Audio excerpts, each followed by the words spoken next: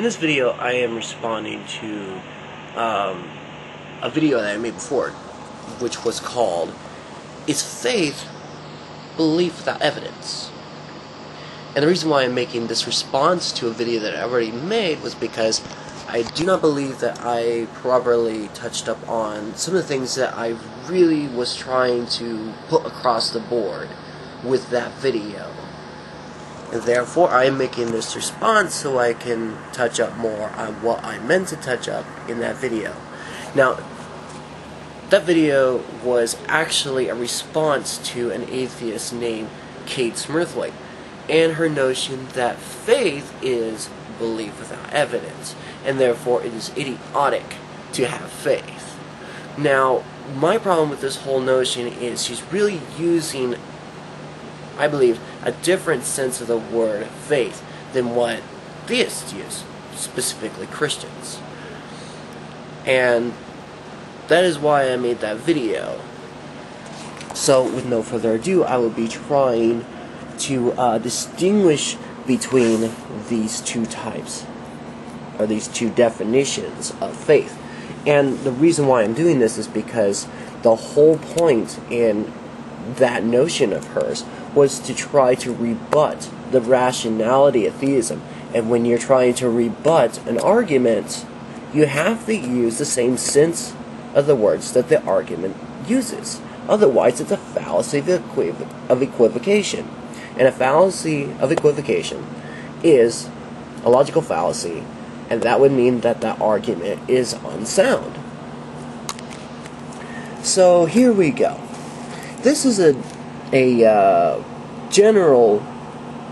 generalization of what I believe these two groups of people define faith to be.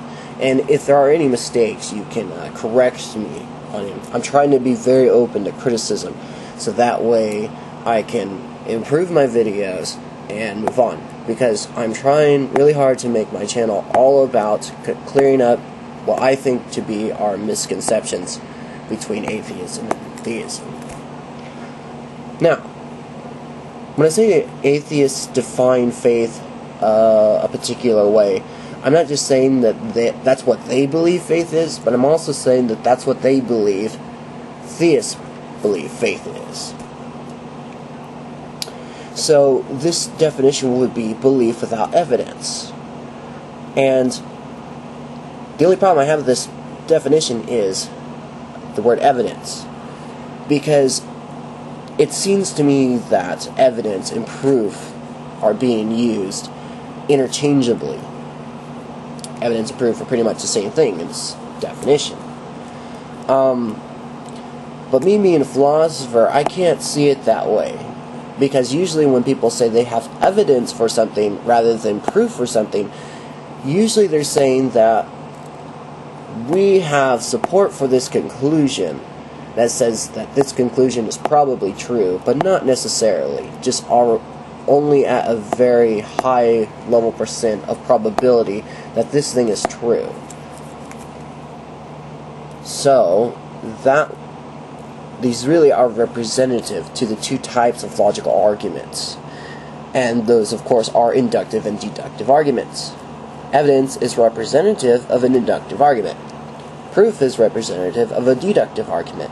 So when you have a valid and sound inductive argument, you actually have evidence for your conclusion. When you have a valid and sound deductive argument, you actually have proof for your conclusion. Because in an inductive argument, you're basically saying, given that the premises are true, the conclusion is probably true. And in a deductive argument, you're saying, given that the premises are true, the conclusion is true, 100%, hard, solid proof. And that is why I do not believe that this is a very good definition of the word faith, because it relies on a definition of evidence that treats proof and evidence as if they are referring to the same thing. So that brings me to my definition that I believe that Christians specifically hold for faith. and that is conclusive belief without proof. And I say conclusive because when someone says they have faith in something, that means they believe it to be 100% true.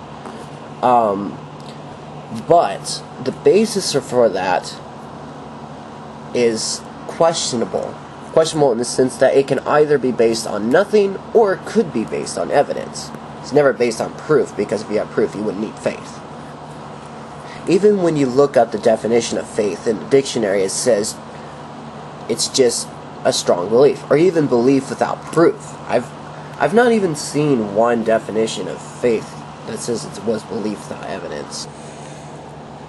But why I believe this is the more accurate representation, one of the reasons why I believe this is more the accurate representation of the definition of faith, is because we have the term leap of faith, the phrase leap of faith, and that is usually used to indicate when someone makes a leap of faith, when they go from having a certain amount of support. We'll say like there's maybe 80%. That's pretty good.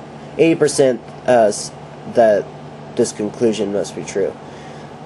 But that's still not a proof. There's 20% possibility that it could be false. But based on the fact that there is such a high level percent that this is true, they make the leap of faith to say it is. To say it is true. And as you can see, this definition of faith is using two different definitions for the word evidence and proof. And as I stated before, they have connections to inductive and deductive arguments. So evidence would be considered as support for a conclusion. It could be good or bad support. Good or bad meaning sound or unsound. And when you have good evidence, you have a good inductive argument. When you have bad evidence, you just have a bad inductive argument. Proof, of course, is being defined as undeniable support for a conclusion, meaning there's just no way you can logically argue otherwise. And the reason why I believe that this is a better definition for theists, and probably one that most theists, specifically Christians, hold, is that because in the Bible, usually before people start believing that God is God and Jesus is the Son of God, or the Messiah, they have to do something to convince them to believe that. They don't just look at it and say, oh, he's the Messiah. Or they don't just go, oh, God is God, without having something that they experienced beforehand to make them say, okay, well, based on that experience, whatever conclusion is whatever. So the whole point in this is just to try to say that when theists have faith in something, they're not just saying, oh, well, we believe it for no reason. That's not the case. There is a reason why we believe it. You as an atheist might not think it's a good reason, but still, it's a reason. And even if you're going to say that it's idiotic to have faith, you really have to have faith that they're wrong, because it wouldn't be idiotic if they weren't wrong. So basically, the whole notion to say that faith in something is idiotic is having faith that they're wrong. But that would also be an idiotic statement if having faith was idiotic. So it's just logically incoherent. But anyway, I just wanted to clear up that misconception.